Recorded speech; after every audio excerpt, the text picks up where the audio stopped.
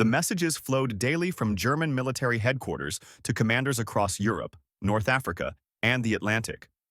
Orders for submarine deployments, reports on troop movements, intelligence assessments, strategic directives, all encrypted using machines that the Germans believed created unbreakable codes. German commanders communicated with confidence, knowing their messages were secure. But they were wrong. In a mansion in the English countryside, teams of mathematicians, linguists, and engineers were reading those messages almost as quickly as the intended German recipients. The hidden code that the Allies had broken was not a single cipher, but an entire system of encrypted communications that the Axis powers believed was secure.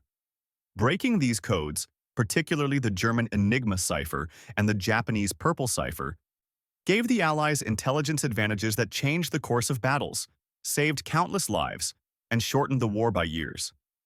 Yet the full story of this code breaking remained hidden for decades after the war ended, kept secret because the methods and technologies developed during the war were too valuable to reveal. Understanding how the hidden code was broken, what it revealed, and how that intelligence was used reveals a dimension of World War II that official histories long ignored. A war fought with mathematics and logic where victories were measured in decrypted messages rather than captured territory. The German Enigma machine was a marvel of mechanical engineering designed to create virtually unbreakable encryption. The machine looked like a typewriter connected to a series of rotors that scrambled letters according to settings that changed constantly. An operator would type a message in plain text, and the machine would output encrypted text where each letter was substituted according to a pattern that changed with every keystroke. The receiving operator, with a machine set to the same initial configuration, could decrypt the message by typing the encrypted text and getting back the original message. The number of possible settings was astronomical. Trillions of possible combinations, far too many for any human to test systematically. German military commanders trusted Enigma completely, and that trust was their fatal mistake. The Poles had begun working on breaking Enigma in the 1920s. Driven by fear of German military power and by the knowledge that understanding German communications might provide critical warning of attack. Polish mathematicians, led by Marian Rejewski, made remarkable progress in understanding how Enigma worked and in developing methods to decrypt messages. They built replica machines and created mathematical techniques to determine the rotor settings used for each message.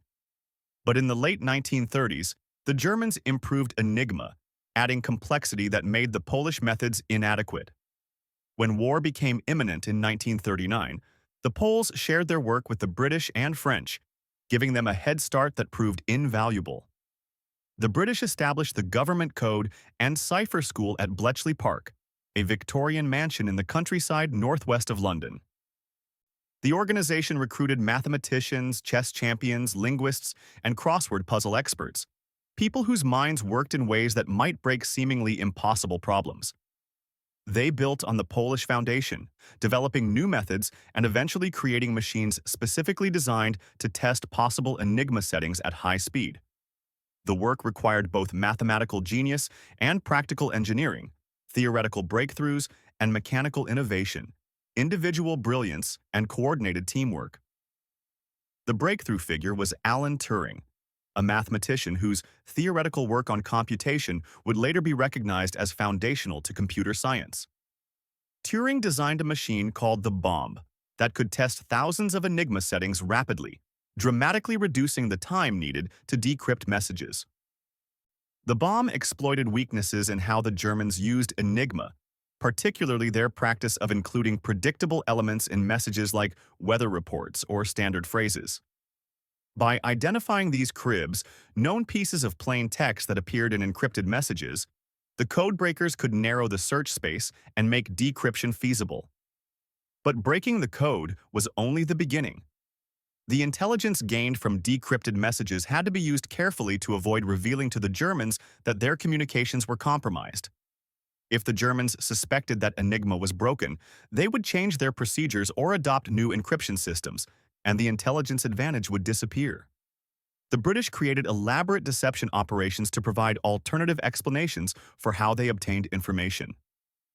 When submarines were hunted based on decrypted position reports, The British claimed the intelligence came from direction finding or from aerial reconnaissance. When convoys were rerouted based on knowledge of German submarine positions, care was taken to ensure the evasion could be explained by luck or by information from sources the Germans knew about. The intelligence derived from decrypted messages was codenamed Ultra. Access to Ultra was restricted to a handful of senior commanders and intelligence officers who understood the critical importance of protecting the source. Commanders who knew about Ultra had to make decisions that sometimes sacrificed immediate tactical advantages to preserve the long-term strategic advantage of continuing to read German communications. If acting on decrypted intelligence too directly might reveal the source, commanders had to let opportunities pass or accept losses that might have been prevented. This created moral dilemmas where knowledge that could save lives could not be used because using it would ultimately cost more lives by revealing that the code was broken. The most famous alleged instance of this dilemma involves the German bombing of Coventry in November 1940. Some accounts claim that Churchill knew about the planned raid from decrypted messages, but chose not to evacuate the city or take obvious defensive measures because doing so might alert the Germans that their codes were compromised. The historical evidence suggests the reality was more complex, that warnings were incomplete, and that British defenses were alerted but failed to prevent the bombing. But the story, whether accurate in this instance or not, illustrates the genuine dilemma that Ultra created. How many lives could be sacrificed to protect the source of intelligence that would save more lives in the long run? Where was the line between acceptable operational security and unacceptable failure to act on life-saving information? These questions had no clear answers, and commanders who knew about Ultra lived with the burden of making those impossible choices. The intelligence value of Ultra was immense.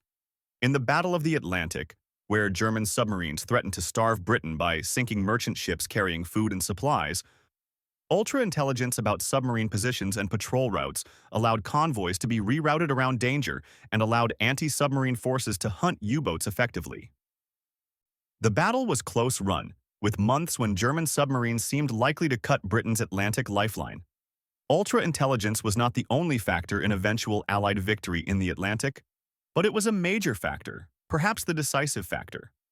Without Ultra, the battle might have been lost, and without the Atlantic supply line, Britain could not have survived. In North Africa, Ultra provided British commanders with detailed information about German and Italian supply convoys, troop strengths, and operational plans. Rommel's Africa Corps was formidable, but British forces knew from decrypted messages where Rommel's supplies were coming from, when his forces were low on fuel or ammunition, and what his intentions were.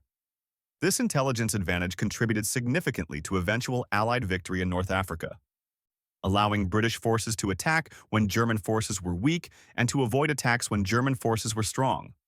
Rommel himself suspected that the British were reading German communications, but German signals intelligence could not believe that Enigma was breakable and dismissed his concerns. In the preparations for D-Day, Ultra intelligence confirmed that German forces did not know where the invasion would come, that Hitler believed the deception operation suggesting an invasion at Pas de Calais, and that German reinforcements were positioned according to those false expectations. Ultra allowed Allied planners to know that their deception had worked, giving them confidence to proceed with the Normandy landings. After the invasion, Ultra continued to provide intelligence about German reinforcement movements and defensive positions, allowing Allied forces to exploit weaknesses and avoid strength. But Enigma was not the only code the Allies broke. The Japanese used a diplomatic cipher system that the Americans called Purple. Breaking Purple was an entirely independent effort led by American cryptanalysts who had no knowledge of the British work on Enigma. The Americans, led by William Friedman, reverse-engineered the Japanese cipher machine by analyzing encrypted messages and deducing the machine's logic. They built replica machines without ever seeing an actual Japanese cipher device. The achievement was remarkable, demonstrating that the American cryptanalytic capability was equal to the British effort. Purple intelligence, codenamed Magic, provided the United States with access to Japanese diplomatic communications. This intelligence revealed Japanese strategic intentions, their negotiations with Germany and other Axis powers, and their assessments of American capabilities and intentions. Magic intelligence before Pearl Harbor showed that Japan was preparing for war, though it did not provide specific warning of the attack on Hawaii. The failure to anticipate Pearl Harbor despite having access to Japanese diplomatic communications created controversy and investigations, with accusations that the intelligence was mishandled or deliberately ignored. The reality appears to be that Magic showed Japanese intentions but not specific operational plans, and that American commanders in Hawaii were not given adequate warning based on the intelligence that was available. After Pearl Harbor, Magic provided continuous intelligence about Japanese strategic thinking and diplomatic maneuvering. Combined with intelligence from broken Japanese naval codes, it gave American commanders comprehensive understanding of Japanese capabilities and intentions. The breaking of Japanese naval codes, particularly the JN-25 code used by the Japanese Navy, was separate from Purple but equally important. JN-25 intelligence allowed the Americans to ambush the Japanese fleet at Midway in June 1942, turning the tide of the Pacific War. American commanders knew from decrypted messages that the Japanese were planning a major operation at Midway, knew the timing and composition of the Japanese fleet, and positioned American carriers to achieve surprise despite being outnumbered. The Midway victory was so decisively in American favor that it raised concerns about whether the Japanese might suspect their codes were compromised. The Americans went to extraordinary lengths to provide alternative explanations for how they obtained intelligence about the Japanese attack. The success at Midway demonstrated both the value of signals intelligence and the importance of protecting sources through operational security and deception. The scale of the Allied code-breaking effort was enormous. Bletchley Park employed over 10,000 people at its peak, with additional thousands working at listening stations that intercepted German radio transmissions. The American code-breaking operations in Washington and in the Pacific employed similar numbers. The infrastructure included not just the cryptanalysts who broke codes, but also linguists who translated decrypted messages, analysts who interpreted the intelligence officers who disseminated it to commanders, and security personnel who protected the operations. The technical infrastructure included intercept stations, communications networks, and eventually early computers designed specifically for code-breaking operations. The Colossus computer, developed at Bletchley Park to break a different German cipher system used for high-level communications between Hitler and his commanders, was one of the first programmable electronic computers. It used vacuum tubes to perform logical operations at speeds far beyond what mechanical devices could achieve. The existence of Colossus remained secret until the 1970s, with the machines themselves destroyed after the war to preserve security. The technology developed for Colossus influenced post-war computer development, though the direct connections were hidden by secrecy. The human stories of the codebreakers were as remarkable as the technical achievements. Many were young, in their 20s or even younger, recruited from universities and thrown into work of enormous importance and pressure. They worked long hours under difficult conditions, knowing that lives depended on their success but unable to tell anyone, even family, what they were doing. Women played crucial roles in the code-breaking operations, working as cryptanalysts, translators, machine operators, and in every role required by the massive operations. After the war, they were told never to speak of their work and received no public recognition for decades. Alan Turing, whose contributions were essential to breaking Enigma, was persecuted after the war for being gay, convicted of gross indecency, subjected to chemical castration, and died in 1954 in circumstances suggesting suicide. His contributions to winning the war and to founding computer science were not publicly recognized for decades, and he received no appreciation or gratitude from the society he had helped save. His story became symbolic of how the codebreakers were treated, their contributions hidden, their sacrifices unrecognized, and in some cases, like Turing's, their lives destroyed by the prejudices of the society they had served. The secrecy surrounding Ultra and Magic lasted decades after the war.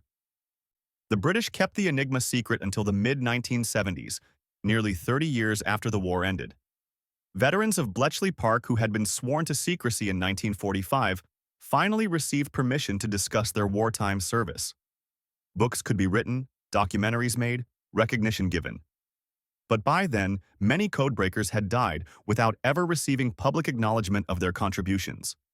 Historical accounts of the war, written before the secret was revealed, necessarily omitted or misunderstood the role of signals intelligence because historians did not know it existed.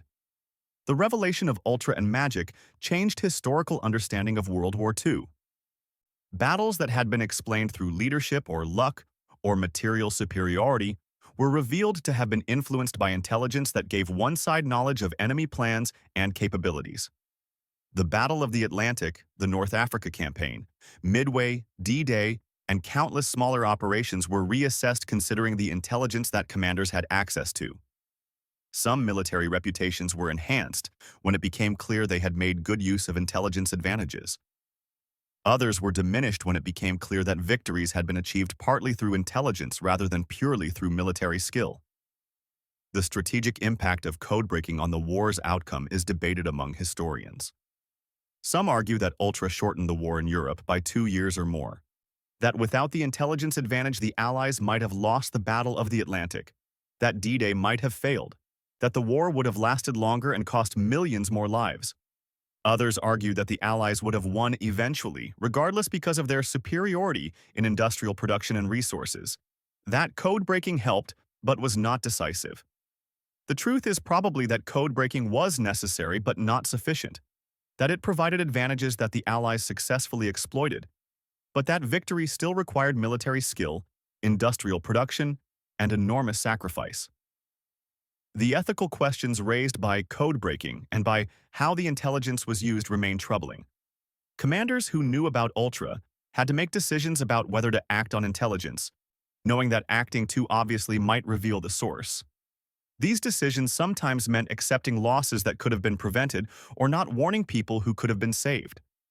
The bombing of Coventry, whether or not Churchill specifically chose to sacrifice the city, represents a category of decisions where protecting the intelligence source required allowing harm that the intelligence could have prevented. How many deaths were acceptable to protect a source of intelligence that would prevent more deaths in the future? The calculation was necessary, but it was also morally corrosive, requiring commanders to value some lives less than others based on strategic calculations. The development of computers for code-breaking had lasting impacts beyond the war.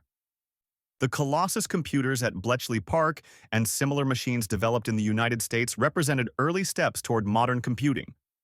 The people who worked on these machines went on to careers in computer science and technology, carrying knowledge from secret wartime projects into post-war academic and commercial computing development. The connection between wartime code-breaking and post-war computing was hidden by secrecy, but it was real and significant. The methods developed for automating the testing of possible cipher solutions, for processing large amounts of data quickly, for programming machines to perform logical operations, all contributed to the foundation of modern computing. The institutional legacy of wartime code-breaking continued in the post-war intelligence organizations. Bletchley Park's operations transitioned into what became GCHQ, the British Signals Intelligence Agency. American code-breaking operations evolved into the National Security Agency. The expertise, methods, and technologies developed during the war became the foundation for signals intelligence operations during the Cold War and beyond. The importance of signals intelligence, demonstrated so clearly during World War II, ensured that enormous resources were devoted to intercepting, decrypting, and analyzing communications in the decades that followed. The Axis powers' failure to recognize that their codes had been broken remains one of the most significant intelligence failures of the war. The Germans conducted security reviews of Enigma and concluded that it was secure.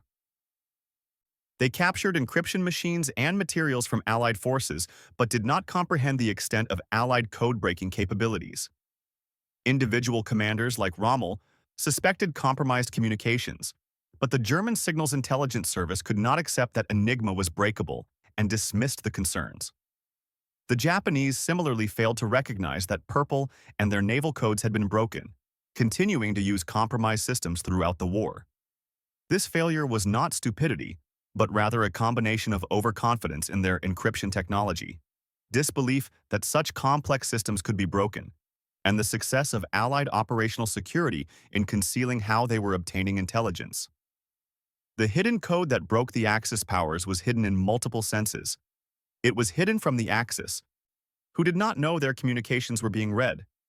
It was hidden from the public during the war, as operational security required that code-breaking operations remain secret. And it was hidden from historians and the public for decades after the war, as governments maintained secrecy about their signals, intelligence capabilities, and methods. The revelation of the secret changed understanding of the war, giving credit to thousands of people whose contributions had been deliberately concealed, revealing a dimension of the conflict that official histories had omitted, and demonstrating that some of the war's most important battles were fought with mathematics and logic rather than with weapons. The codebreakers who broke the hidden code were warriors of a different kind, fighting with intelligence rather than force, winning victories that were measured in decrypted messages rather than captured ground. Their weapons were mathematics, logic, and engineering. Their battlefield was the electromagnetic spectrum where radio signals carried encrypted messages.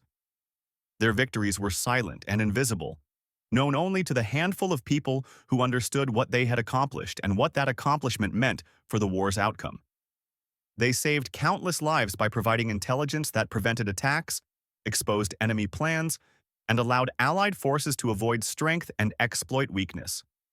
They shortened the war by years, reducing the suffering and death that each additional year of conflict would have caused.